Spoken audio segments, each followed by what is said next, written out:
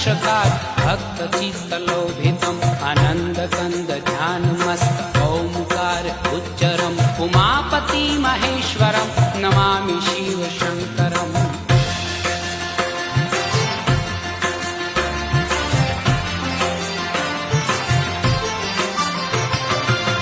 त्रिशूलहाथनाथ दक्षयज्ञखण्डितम् ब्रह्मण्डघोरगड्गडम् ताण्डवनृत्यमण्डितम् देवाधिदेव दिव्यभव्यभासकम् भयङ्करम् उमापति महेश्वरम् नमामि शिवशङ्करम्।